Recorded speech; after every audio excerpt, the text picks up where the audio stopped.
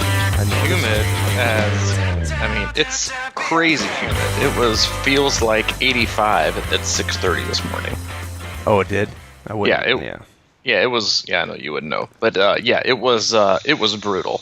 It was went on a little stroller run with Hayden, and it was ugly, ugly. It was a rough one today, but hey, got it done. It's over with. Moving on.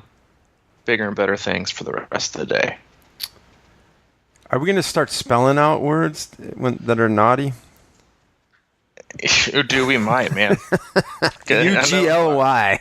I mean, I was like, yeah. Oh, I did it. I'm trying to do better with my words, and so I figured, like you said, if you cuss, you just don't have a really good, your vocabulary isn't really great, and so I figured, well, I can just I'll just say words, and then I'll even spell them. What do you think about that? That is some. And I know, especially depth, words man. like UGLY, but you wouldn't know this. But you probably use this maybe on the occasion with Maddie. But when you have kids and you're really little and they can't spell yet, and you want to say something that they know what the word is, but you don't really want to draw any attention to it. Oh yeah, I do that with Maddie. Then you spell it out you might spell the word treat or outside, so to prevent her from going ballistic. But yeah, so we've started to do that with Hayden, especially with the word cheese. He is a cheese fanatic. Really? Oh my God! Cheese this and cheese that. I wonder if he'd like 10-year-old aged cheddar if I bring it back from Wisconsin someday. Oh, I'm sure he'd be all over it. Really? Yeah, he is. Oh man, yeah, he is. He is all about some cheese, which is fine. There's worse things to be enamored with. It's not chocolate. So hey, you do what you got to do. Oh, are you sitting in boots? Yeah, I got the boots on. Ugh. That's going to distract me. It's going to distract. All right. I could have just said it was gas. It's like... And you'd have given me back a in the pass day when your for it. phone was dinging all from 100 athletes at a time. Yeah. All right. Yeah, no. I'm fully in... Because I spent a good part... Well, let me decompress. Hold on. Let me decompress and unzip. I should have said I had too much EFS this morning. I got gas. You wouldn't even have cared. Normatec boots. This podcast is brought to you by Normatec. Yeah, but it's right. Brought to you by Normatec. And, yeah. But, so I'll there you go. You got to recover, man. I'm with you. I know, man. You got to recover. I spent a little time this morning. I'm working on some new hamstring stuff. Uh-oh. Yeah, I was sitting on a ball, man. Well, I was sitting on a softball and kind of raising, sitting on it and raising your leg and just finding those hot spots because I've decided that my back is a little bit curved and that naturally is tightening my hamstrings, so I got to work on getting my back to the floor when I'm doing stuff like that. And I was thinking about that, dude. I was thinking about this because what's my number one nemesis in the water? Your hips and your rear end. Yeah. My legs drop, and I wonder if that's something to do with that. Like if I have that a little bit more, arch in the back kind of thing, and it's driving my hips down. Ooh, could be. So I'm trying to work on elongating the hammies and everything else in there and breaking up that fascia and all that stuff. And I don't know. I'm just trying. You know me. I'm always thinking, keeping it real. You're always thinking. Yeah, you're definitely doing that. Are you using any of the stretches and mobility work that we learned at the strength training and nutrition seminar at camp? Absolutely. Yeah, I went back and watched the videos. Maybe I'll put some of those demonstrations up there. So I'm using that, and I think it's sort of this. What do they call it? The active stretch. That's kind of what I'm trying to lean more towards than the passive kind of thing. But so I don't know because it's they're tight, man. It's tight. Yep, stretch those puppies out. I think in a lot of ways that's really a major thing holding me back. I feel strong. I feel fast. But, it's uncomfortable a lot of times. Especially when I'm getting old, man. Yeah, I was gonna say, man, you are getting old, and things change when you get older. They do. You also need to hydrate more when you get older. Yeah, this is true. We talk about how when you're born, you're 70-80% water, and then as you get older, you're 50-60%. That only makes sense that you got to slow that process down, if nothing else. But we all lean towards we start leaning towards coffee and stimulants instead of like the natural stimulant of hydration. Mm-hmm. Yeah, but it honestly it can make things difficult. My grandmother Mimi has been in the hospital the last 3 days. She got discharged last night, but she was super dehydrated, and she's cruising at 90, so she's up there. But she's you know Mimi, you've met her. Sure, she's pretty mobile and agile for a 90-year-old. Mm-hmm. Sure. Still drives, still lives by herself, still gets around. So. But she's had a couple surgeries and been pretty sick here the last few months, and so she's had to be like just a lot more sedentary than she's used to, and so she's lost a little bit of her endurance and shape. And coming to find that, I sat at the hospital with her yesterday for a couple hours. She thinks, and this is being generous, she's probably taken in 10 to 12 ounces of water a day. When? A day. That's what she's been doing. She's only been taking in like 10 to 12 ounces of water a day. Oh, I mean, like historically, or is it sort of a the past few weeks, and probably like she's always just never taken enough water, and she's been on these blood pressure meds, and she's old, so her skin's thin, and you lose more water that way. But the doctor was like, "Hey, you need to up that to about 60." Yeah. You get older and things change, and they do, and you gotta pay attention to it. And speaking of paying attention, if you didn't know, this is, since you've been tuning in, it is Thursday, June 29th, 2018, 9:41 a.m. Central Standard Time, and this is in fact the Crushing Iron Triathlon podcast. Mm-hmm. I'm Coach Robbie, and that is Mike, age group extraordinaire. Hey, recently signed up for Ironman Louisville. Yes, and getting older, trying to hydrate. But in all seriousness, I that's interesting. The topic, not that we need to go on this, but I do have that. I've been a long-standing reader of a book that I have. It's called "You're Not Sick, You're Thirsty," and there's like a lot of interesting things about how water, helps organ function and blah, blah, blah. So I think as you get older, I don't want to dive into that, the whole thing, but I do believe in that in a lot of ways. But as you get older, man, the problem with it is the more water you drink, the more you go to the bathroom. It's like a catch-22. I think that's what happens, and I don't know the solution to that. So if anybody out there is a expert on that kind of thing, please let us know. Yeah. It's we could always use a little more info on the podcast. So we're always looking for, and we're always looking for great suggestions on people to have on. We have guests every once in a while, and I know there's definitely some opportunities out there. So if you have somebody that you think we should just definitely have on the podcast, or that you think might be a good fit, and they don't like too much structure, then feel free to email us. Either Mike at crushingiron@gmail.com, or you can email me at c26coach@gmail.com, and we will entertain pretty much anything, and then see what happens. So, did you happen to see the question, which is something which is at least it used to be near and dear to your heart, in our Crushing Iron closed Facebook group yesterday? I may have. Was it about rollerblading? It was not about rollerblading. Okay.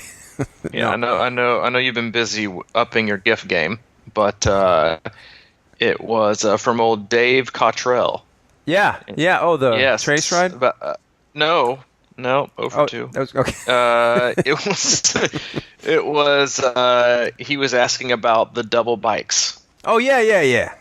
For sure. Yeah, and we'll go and read his question if you're interested at all, and you feel like you have good experience and wisdom and just life circumstance to offer. We do have a closed Facebook group for the podcast. You can just search on Facebook, Crushing Iron Group, and we have tons and tons. Well, we have over 1,000 of very awesome people in there.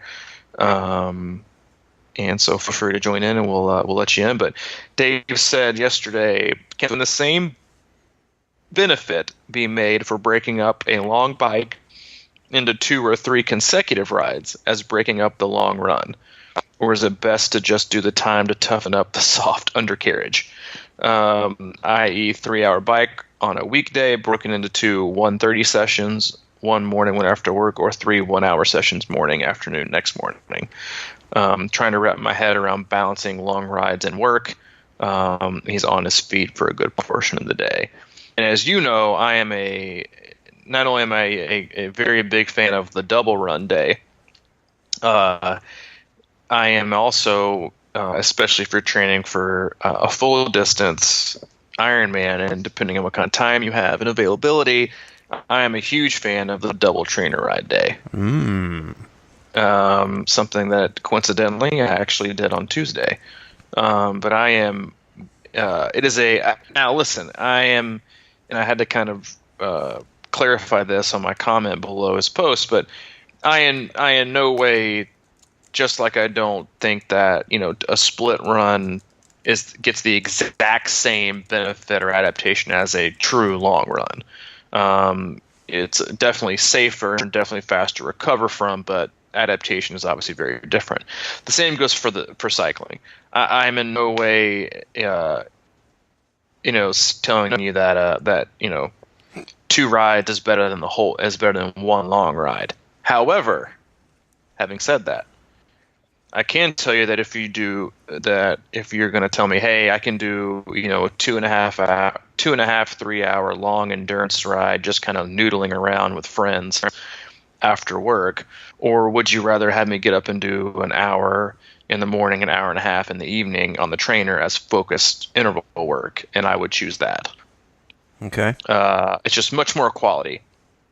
But if you don't have a problem doing the long rides, and you also know that I'm a huge fan of the, I don't advocate splitting up the rides to toughen up, or to, because you have a soft undercarriage. Listen, man, there is no there. That's not the reason I offer split rides. It's for, fitness and to just sneak in. It's a great way to sneak in more volume.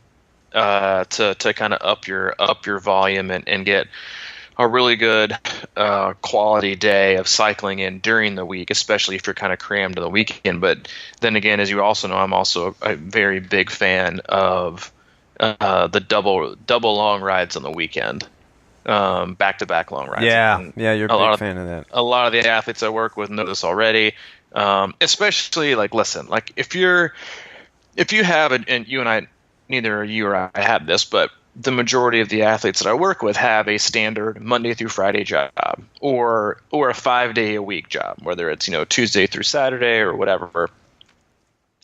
You have 2 days of the week that you're basically off. And obviously you've got work obligations, and this and that. And for so long, and it still is, and will probably forever be, it's like you do your long ride on Saturday, you do your long run on Sunday. And that's just it. And that's what you do. Mm-hmm. Not only do I think riding is very underrated in terms of getting the quality in, obviously you need to take in, family dynamics, and, if you're busy during the week and you've got a Saturday, Sunday, you don't want to take both the entire days of your weekend up, or, your wife and your kids are not going to be most thrilled with you. But if you don't, then why are you wasting basically an entire day on just doing your long run in the morning? Why not use it for what you have, which is an entire day, and get in another long ride? So what that might look like for some athletes is a longer-ish run on like a Wednesday. Like you can easily sneak in my opinion, most people can, an hour and a half run on a Wednesday, which is a longer run for some people, or an hour and 45, or maybe even a split run. and then now you've got your whole weekend up to do a crap ton of riding. 4 or 5 hours on a Saturday, 4 to 5 hours on a Sunday, and call it a day. I just think there's a much better way to use your time. But there is, there's so many ways to get to the end result and being prepared for your best day. But no, I'm a huge fan of the double trainer session day. It's just a great way to add in volume. Again, and I don't think I'm not telling you to replace it. Like if you have a 4-hour ride on a Saturday, I'm not saying get up and do a 2-hour ride in the morning or a 2-hour ride in the evening. I'd probably do like a 2 and a 3, but it's a great way to add in the middle of the week, to add in some more quality. And just like that, you're doing 2.5 hours, you're looking at almost 50 miles, during the week, which is a great addition to the already long training you're probably doing on the weekend. Yeah, I like that. It's kind of amazing to think about, like back in the day before you really got into this, how you're going to go for a ride in the morning or whatever and do an hour and a half or 2 hours, and then the thought that you could actually do another one in the afternoon is something that really never crossed my mind. But I like the split stuff. I mean, obviously as I get older, it's like I'm always looking for ways to get a little recovery in there, and there's nothing better than doing a double run. I mean, that's the stuff I used to really do a lot. And then the double ride I haven't done as much, but because the problem is I don't really start working out till noon, I know. It's like, but I have been thinking about these twilight things, doing some nighttime, and I should get out the lab with the light on. We still want to do that, don't we? Oh, we definitely do. Yeah. Okay, so double bike, let's do it. What I was thinking, I just want to mention quick that we got Ironman Muncie coming up, 70.3, and we have a podcast on the course. It's podcast number 65. If you're doing that, you might want to go back and review that. We've heard a lot of good feedback on the course preview of Ironman 70.3 Muncie. We've got some athletes doing that, I think. We have a 14 or 15 athletes doing Muncie. So, yeah. I expect the Tri-Club crown to come home. Yeah, that's right. Yeah, no pressure. No pressure. But no, we'll have a ton of athletes up there. But no, I think that's, of all the course previews and stuff that we've done in the past, I think that one has gotten the best review. I think it's because a couple of the secrets we share about parking and other things. So if you're doing Muncie or you have a friend doing Muncie, look it up, share it. I think we've gotten probably the best feedback on that in Wisconsin, maybe, of all the ones that we do. So look it up, and then obviously best of luck to anyone racing as you're approaching on just under 3 weeks out. I think 2 weeks from Saturday, to get prepared. And if you see any of our athletes on course with their kits on, make sure you wave, say hi, introduce yourself.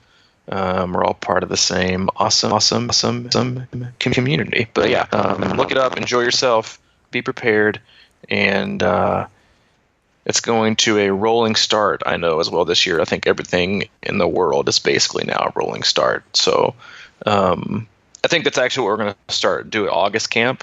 Yeah. I'm going to start everybody in the parking lot. We're just going to walk in. And we're just going to walk really slowly down to the beach. And then we're going to wade in like your grandma in Siesta Key when she's 80. And that'll be our beach start practice. But yeah, I'll get my boombox out and play some club music. Everybody's walking in. Make a little arch, maybe. Mm-hmm. I like that. And, Who Let the Dogs Out, I think is a good one. But what's my dad's favorite? Let's get it started. Oh yeah, that's my dad's jam. He gives like it just sings that all the time walking around the house. I like that. I like that energy in the morning down there.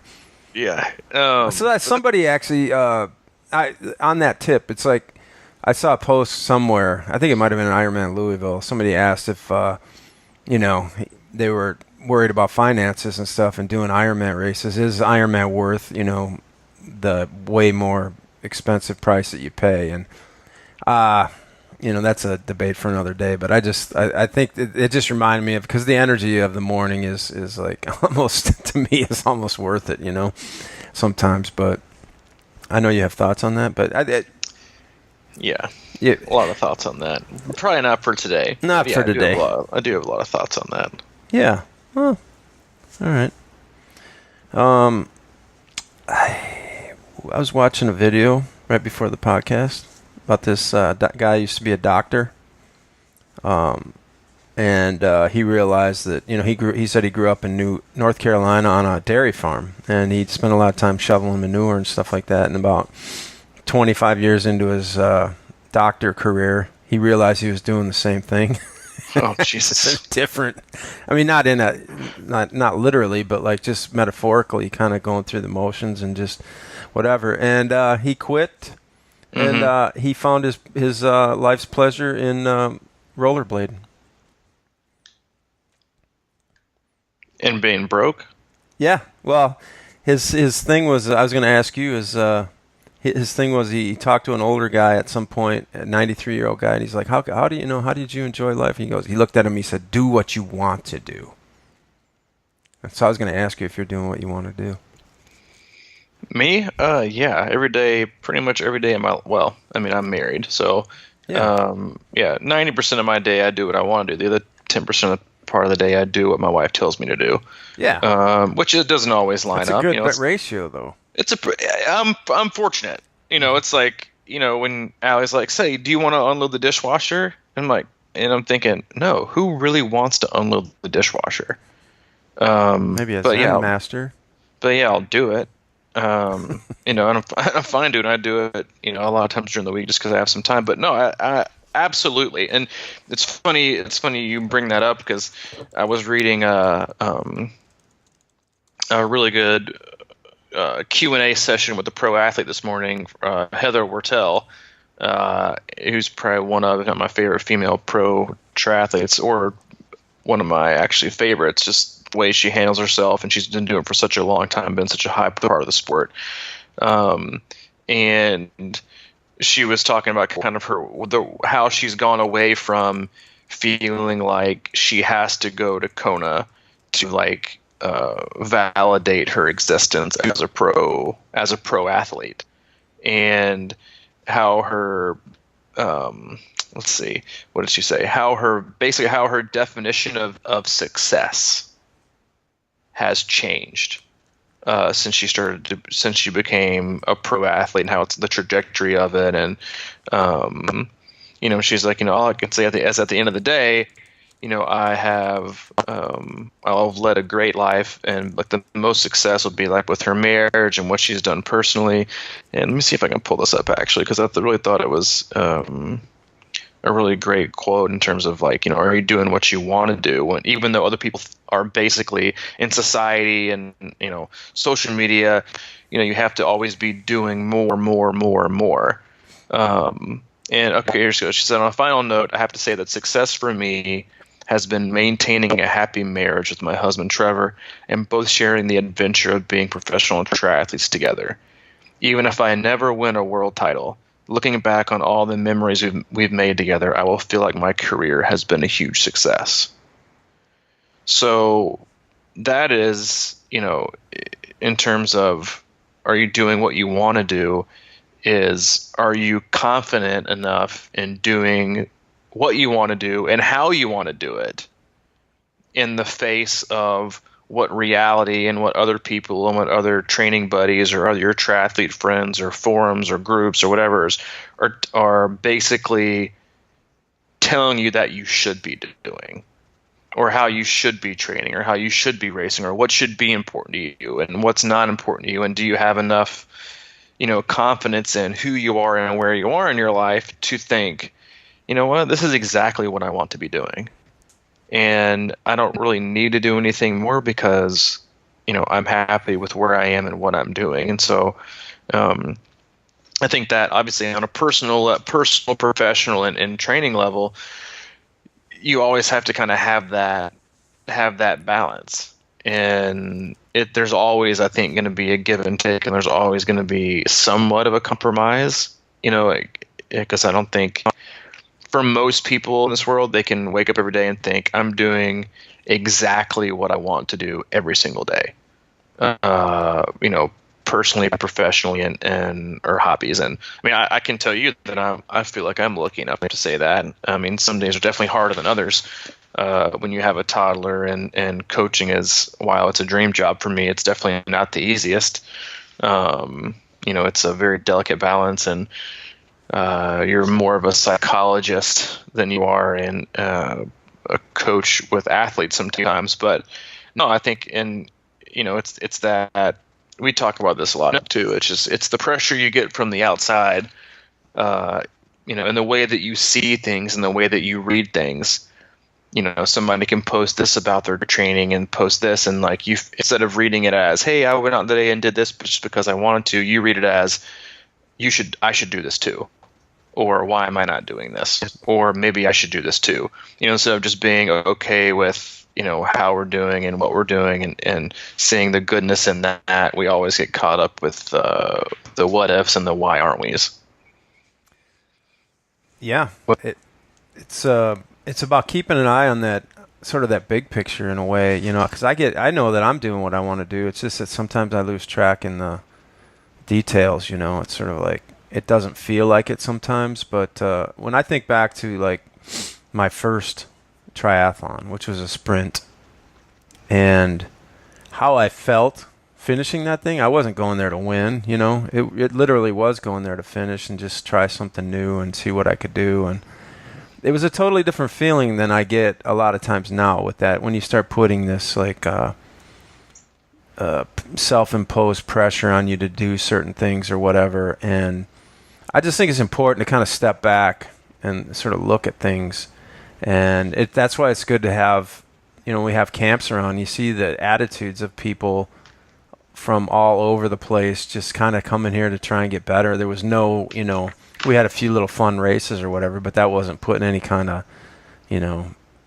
status symbol on anybody or anything like that. But it was just about, man, feeling good. And I've learned a lot about that through this slowing down my running business. It's really just become more enjoyable. And I go out there and I'm learning to be more patient with it and really looking around. I noticed that when we rode the Trace the other day too. I was kind of like hanging in the back. I said to myself, I'm just going to go out and just ride, not hammer and not go for as many miles as I could. But it was like, I think it was honestly the first time I ever really looked around riding the Trace. Kind of observing what's going on around the nature and the beauty of the whole situation. And just instead of just like feeling my quads burn the whole time, my back or whatever. And it's just, I think, good to do that, to step back and see what's really going on instead of it's always a race to see how fast you can get, Yep. Totally. It's but we lose sight of it, and we forget. That's an interesting thing you bring up about the posting, because how do you view posting? It's sort of like, even when I post stuff, it's like kind of look at me, or I don't do that anymore really, but back in the day I was kind of always like, look what I did today, this is, or whatever. And it was just sort of a backhanded way to kind of try and feel better about what I've done instead of just feeling good about what you've done, It's, man, it is a delicate balance of, that's kind of the world we live in. It's, you always have to be, and that's honestly why you just can't take things too personally. But we usually do anyway, because somebody might be super, like, honestly, truly, and genuinely proud of something they accomplished and want to share it. Right. In a positive manner to empower people or show people they could do. And then somebody wakes up and they're having a bad day and they look at it as, oh, hey, look at me. Look what I was able to do. And you're like, go to hell. Exactly, man. That's like the total opposite of what, that person was trying to get across. And, I think, one of the biggest things that we all struggle with is just that, as with everyone, it's like we all live in our own reality, and like I've talked about this before, a book I read a long time ago called The Four Agreements. And one is be impeccable with your word. 2 is don't take anything personally. 3 is don't make assumptions. And 4 is always do your best. And don't take anything personally. The premise around that is basically nothing others do is because of you. What others say and do is a projection of their own reality, their own dream. When you are immune to the opinions and actions of others, you won't be the victim of needless suffering, which is social media. Mm-hmm. Yeah, that's good, man. It is 100%. Social media. It's jealousy mixed with inferiority, it mixed with like false bravado and bragging, with your selfie and motivational quote when y'all know you're probably depressed, with look how nice and fancy my life is, blended with true, genuine, uplifting, posts and comments. But again, it's like if you let that stuff eat at you or let other people, it's like it says more about you than it does about them. 100%. And that's and what somebody posts, if it bothers you, then it's like, okay, well, it's not really them. It's like, why is that bothering you? Look in the mirror, and it's usually saying the exact opposite about yourself or the same thing about you. So, but it's that, and you've in triathlon, you've got athletes that, and I know I work with quite a few that are like, I don't really want to do a 70.3 or an Ironman or anything like that, and it's like, so. And sometimes they'll catch them. So like, yeah, I'm not one of like, or athletes that, are, what they would consider middle of the pack. Because I coach both beginners and very high level athletes, and they'll catch themselves saying, I know I'm not one of your faster athletes, but I'm like, well, why does it even matter? Mm-hmm. Like, everyone is different. Everyone has their own training nuances. Everyone is on a different level and trajectory and life circumstance. Everybody is important. And you yourself, the person, the athlete, the, husband, the mother, or whatever it is, like, you're important too. And the more you can protect your own dreams and hopes and wishes and the things that you really want to hold true to your life, the more you can kind of protect those from outside influence or negative influence or jealousy or greed or whatever, I think the more likely you are to succeed in those, because you're not going to get sidetracked. You're not going to feel like I'm not worthy or I'm not good enough, or you see so and so that's so fast, I'm just not there. I'll never get there. And you're like, well, yeah, you won't ever get there with that attitude. Mm-hmm. And sadly enough, if you do get there, you won't even appreciate it, because like, setting a goal is one thing, but if you achieve, for most oftentimes, and I truly believe this about triathlon and training, and just why I love the sport so much, is that you can set out a goal to complete something, but the goal itself and the completion of it is 1%. You'll learn more. 99% of what you'll remember and what you'll learn and what you'll appreciate and what you will find that changes, sometimes just like the fabric of who you are and what you believe you can do, is in the journey and in the process. And if you spend the entire time worrying or degrading yourself or talking down to yourself or comparing yourself, then all you're going to get is that 1%. And you're not even going to remember or appreciate or get the fulfillment of the 99%, which is the process and the journey that gets you there. Mm-hmm. And that is a distinct difference in many athletes that suffer from, comparison and negative self-talk and just a lack of belief in themselves, with an overwhelmingly unhealthy projection of, this is what equates to success and this is what equates to failure. Because it always rides, and their attitude always rides on either the fear of failure or not failing versus what it's going to take to actually succeed. Yeah, it's dangerous, right? Putting that out there as the marker. of, and I guess, in this podcast, I always kind of like gravitate back towards people who put out a goal of doing an Ironman, and if they fail, I remember that feeling. It was on my plate, if I fail, I mean, I couldn't even imagine. I mean, it's sort of on one hand that drove me too, but I've been a lifelong sporadic meditator, but I really believe in meditation. I was talking to my brother the other night about it, and we were kind of going through this thing, and we were talking about, sort of things we want to have as goals or whatever, and how daily life can seem to get in the way, and then how that can trigger you into a bad mood or whatever the case is. You're going, things are going along great, and you got a big workout coming, and all of a sudden something comes up and you can't do it, and you're like, oh, and then all of a sudden you're associating that with detracting from your long-term goal. Mm-hmm. And he said, I mean, he told me he didn't even tell me, but he's been meditating like consecutively for like, I don't know, 3 months or 4 months now. And dang, Chris. Yeah, he's been on fire. And so I kind of said, oh man, I got to get off the phone. I got to get back into meditation. Just like, but we were talking about how if you can settle your, it's almost like really what happens is, whatever method you want to take, whether it's my mom likes to work in the garden and pull weeds and stuff like that, whatever centers you back to this sort of mindfulness place.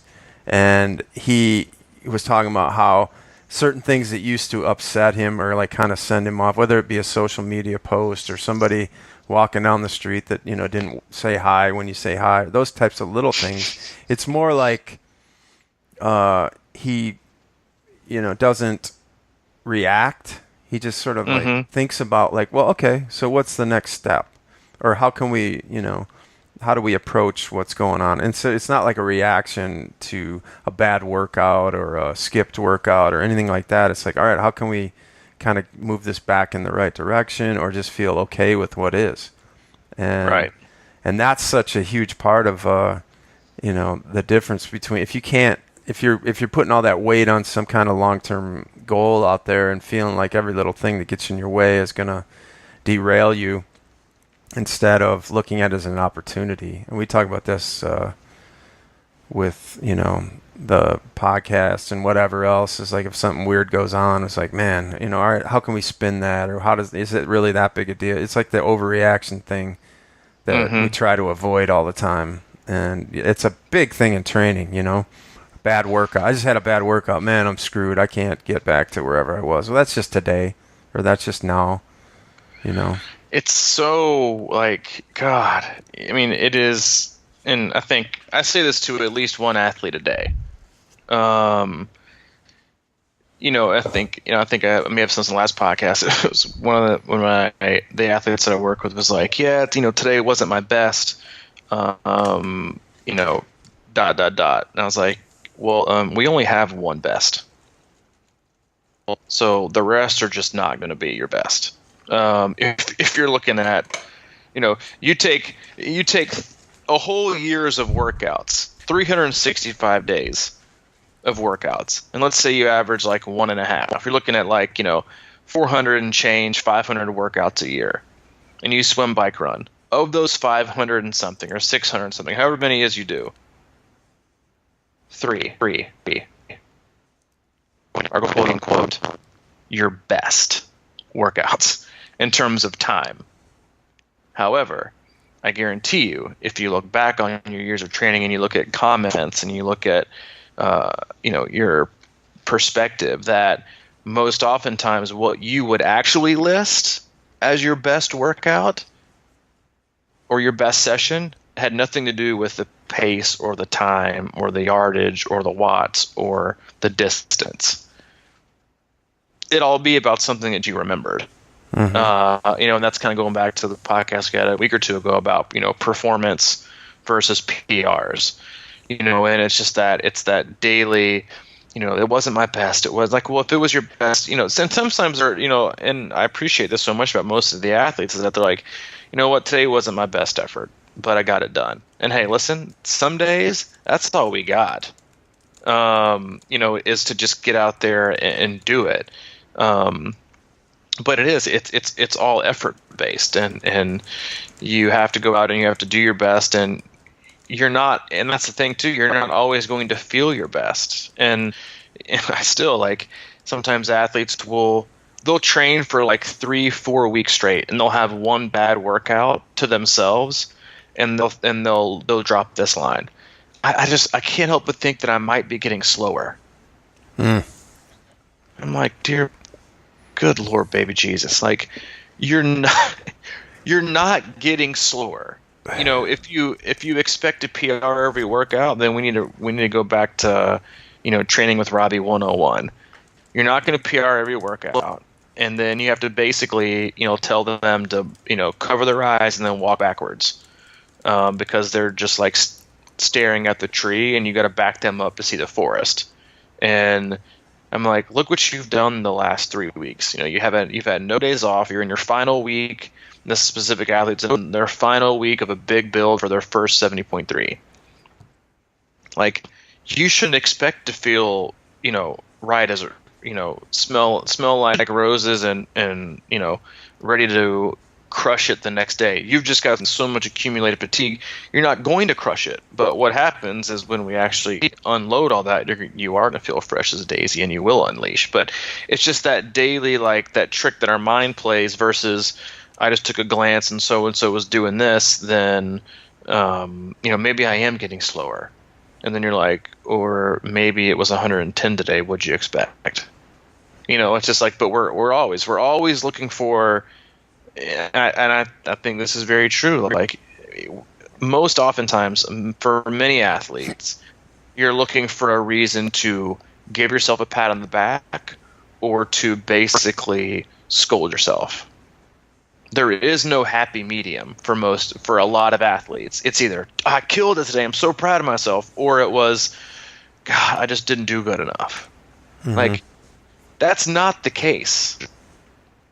Most oftentimes, it's just going to be right there in the middle. It's going to be that 80%. You know, we talked about this before.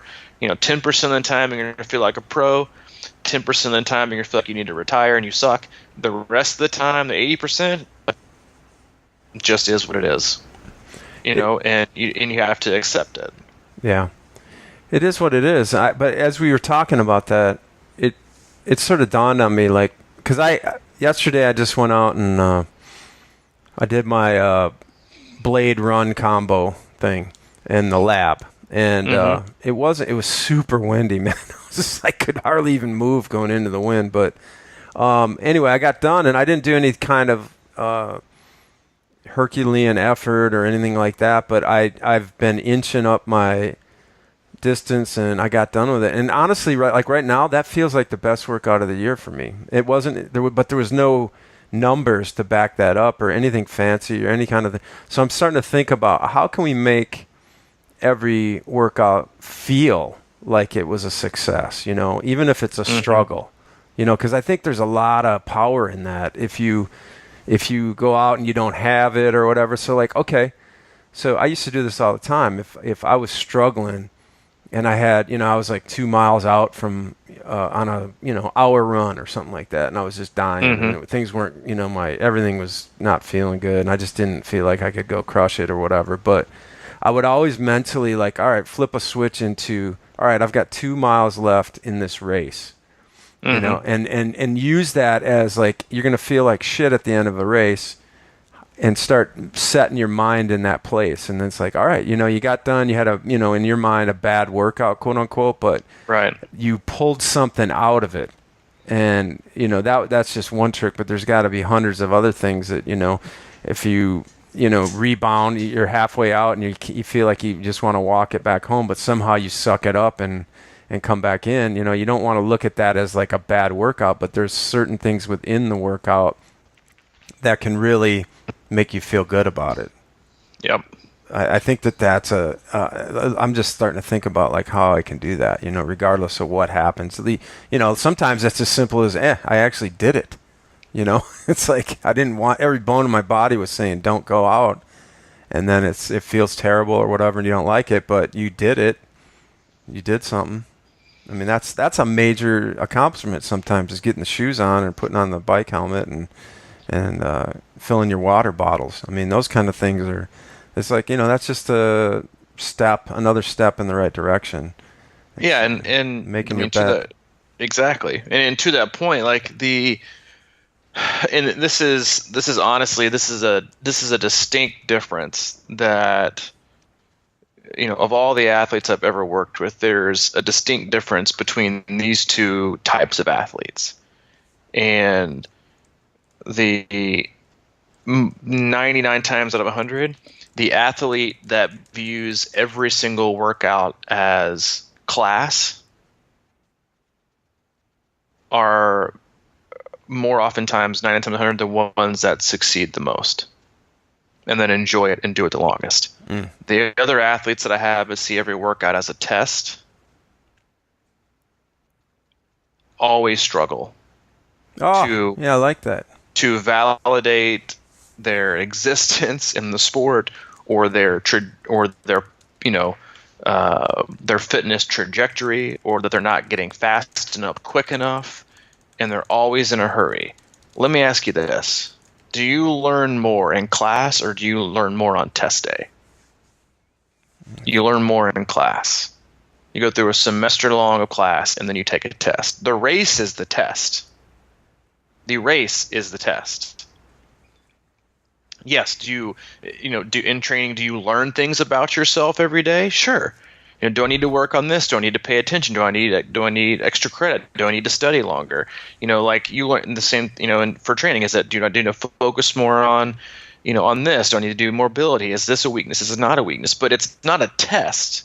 And the ones that view every training session as class always enjoy it longer because they're always learning about something.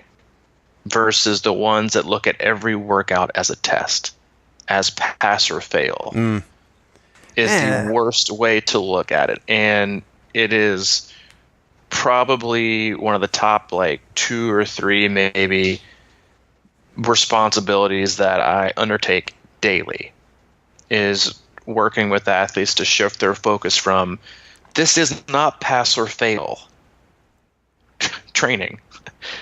It's not. Mm-hmm. You can make it that if you want to, but you're not going to last very long, and you're not going to appreciate it, and you're not going to see how far you've come. And these negative thoughts aren't really good for anybody, especially yourself, versus the ones that just go to class, they do the work, they learn a lot, and they enjoy it. A lot of people say the purpose of life is learning, and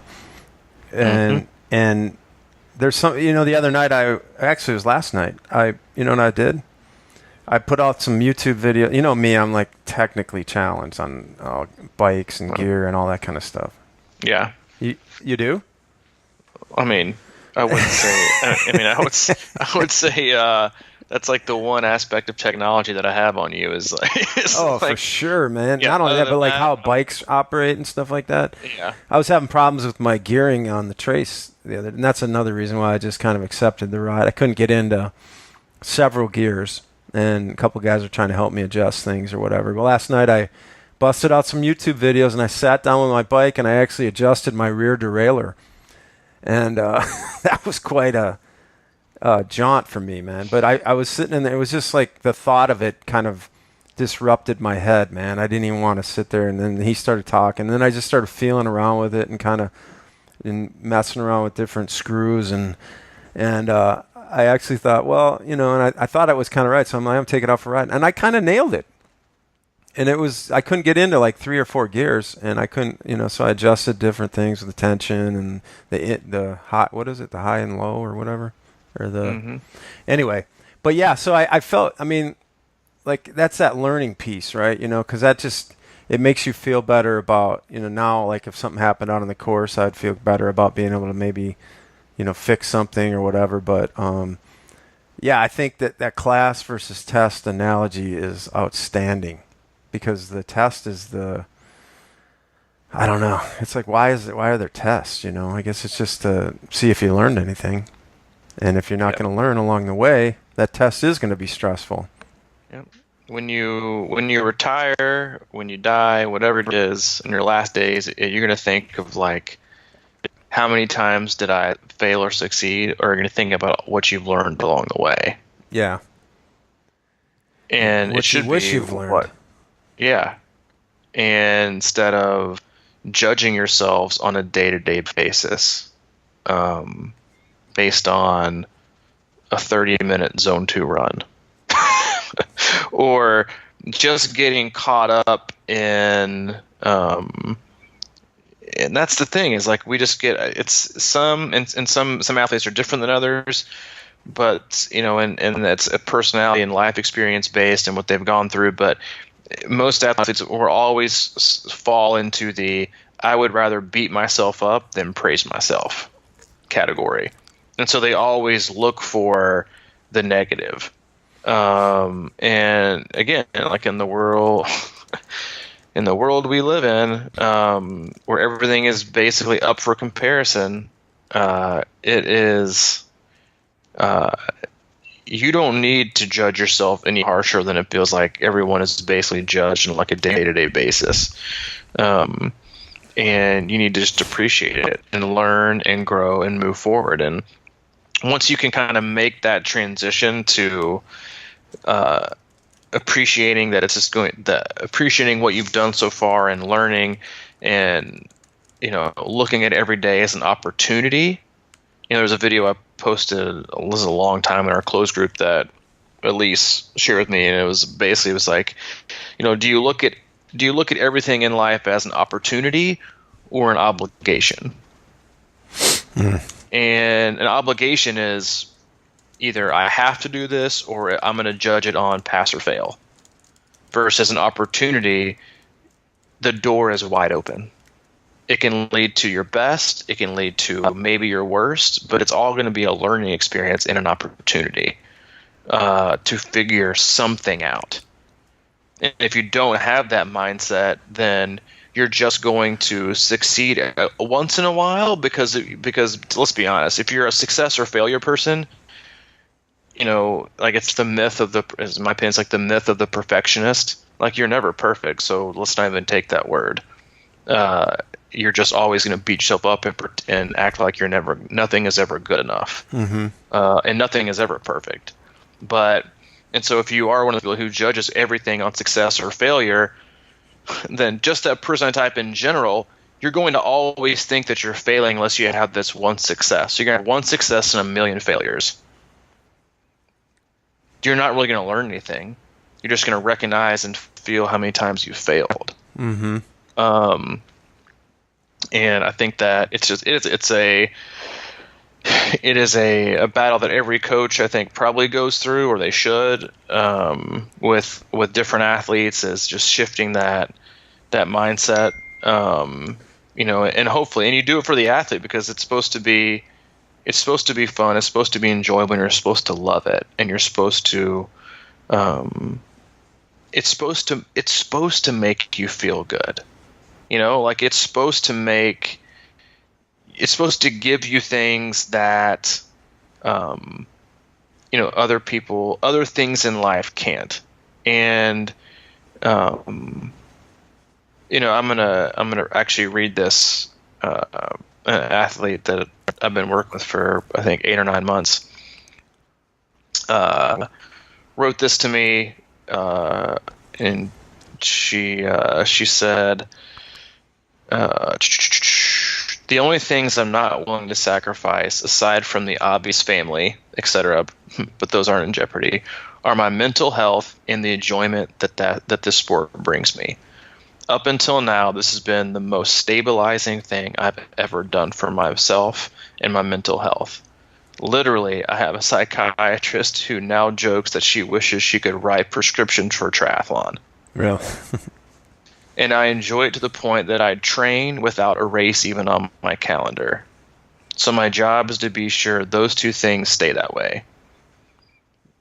And that's how you should look at it, as it brings positivity and things to my life that I couldn't find or couldn't do anywhere else, or with anything else. And then it makes things better, not you wake up every day fearing a workout because you're going to remind yourself of how much of a failure you are. Like that's no way to do anything ever. No, that's awesome. Yeah. I mean, that's how it should be. as it should be. And I think about this all the time because there's so many different ways, to coach and to, for coaches to promote themselves, your marketing, and that's always high performance goals and high performance this and breaking and shattering human potential and welcome to PR City, baby. And the coaches that I know and the coaches at least that I talk to and converse with, and like, you have to just really love to invest in people. And if they can, the biggest thing and the most important thing you want for them is to appreciate themselves and find good things and positive things within the sport before anything else. You're coaching people. You're not coaching performance metrics and goals and this and yeah. I mean, are those is success and let me rephrase: improvement, self-improvement, then athletic improvement are a coach's number one priority, not success. Because if you can always work at the improvement part, then the success comes. But it's just a different way that coaches, look at it. It's either only centered around the race and how your performance, or and that's where the coach and the athlete, and again, like, that's where certain coach athletes mix, like the best. Some coaches, some athletes will gravitate towards coaches who it's all about what you do on race day, and that's what matters most, and that's what we're going to obsess about, because that's all that matters. PRs, performance, podiums, worlds, all this kind of things, versus coaches who want it to be more about you learning things and overcoming things and becoming a better person along the way, and still being able to perform. And because you can't do both, you can't do all those things under one. But it's supposed to be a fun sport. It's supposed to give you things, not take away. And so the next time you find yourself getting back from a run and judging your 45-minute easy run on the same route when it's 120 and feeling like you woke up the next day and you all of a sudden got slower, just remember remember that not every day should be judged on success or failure. I like it. Yeah, sometimes it's just hard. It's hard to honestly, it's hard to let athletes wrap their mind around the also, like, not just the mental aspect of it, but the physiological aspect of it.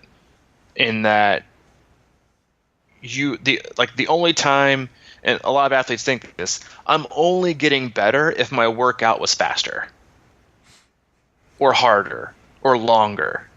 So how is running slower going to make me faster? I feel like it's making me slower. They have that mentality. Yeah. Until you look at and nobody's telling you to be slow. They're just, that's how you're phrasing it, to say you need to run like easier more often. Yeah. Than trying to PR every Tuesday, Thursday. And the same thing that I try to tell athletes, like, you do threshold intervals on the bike, 1 week, and let's say you average like 200. And then 3 weeks later, you basically went uninterrupted training, increase load, increase load, increase load. And let's say on that day, the body gave you 195. Did you get slower? No. And the body still adapts. You still get the adaptation just like you did from the previous 3 weeks when you did it again. The body knows the low within it's working on and adapts accordingly. But a lot of times we just see that if we don't beat the numbers, then we're not getting better. And that's also not the case. Mm-hmm.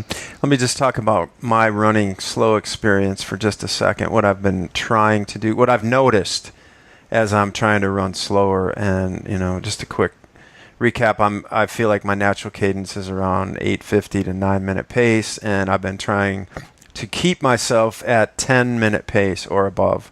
And sometimes I notice that I'm holding back, and that feels stressful to me. So that's when I try to slide into this natural running form, like good running form, but just slowing the whole body down. All right, so I'm going through the same motion that I would if I was running faster, but running slower. And I can tell when I find that groove, it's a different groove, because you know how the stress of trying to hold back, and you know you're putting tension on your legs and everything, and you're kind of stiffening up. But I'm just trying to really relax and find that sort of bouncy kind of 10-minute pace. And I know that is making a difference when I can settle into that groove. And then every once in a while I'll start picking up naturally, and then I'll notice and I'll have to hold back. But it's just a weird thing about, like, why does that work? And it makes sense if you don't fight it. You know, it's just finding that sort of flow state in your slowness, and that's just going to naturally translate into, you know, being faster in that, because you're working the same muscles in the correct way. I mean, that's how I'm looking at it, you know. Because I think just running slow and, you know, purposely like leaning back or putting on your heels is not the way to go about that whole process.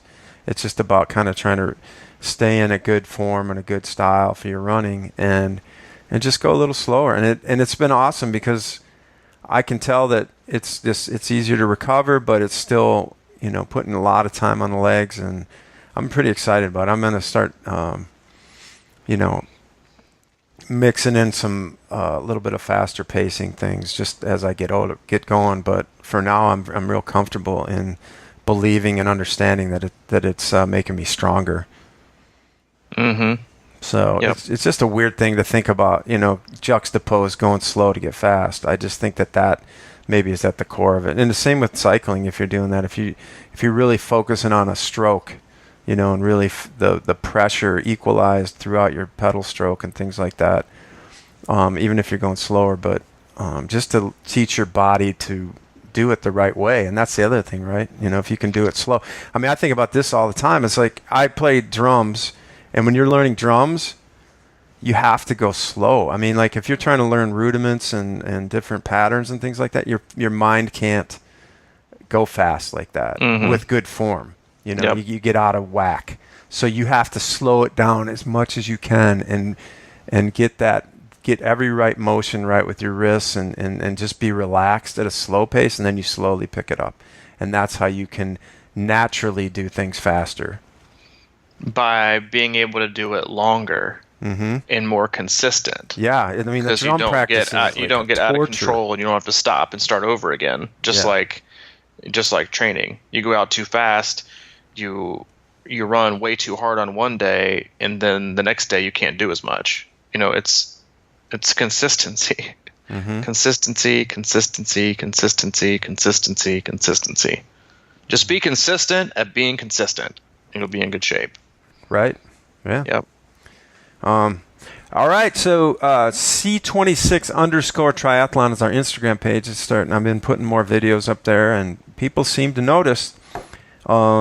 Crushing Iron Group is the search term for our closed group on Facebook. CrushingIron.com has everything and more that you could want. Information on coaching, camps, August 1st. blogs. August 1st is the next camp? No, August 1st will be, August 8th, I think. 8th through 12th is our last camp of the year. It's sold out.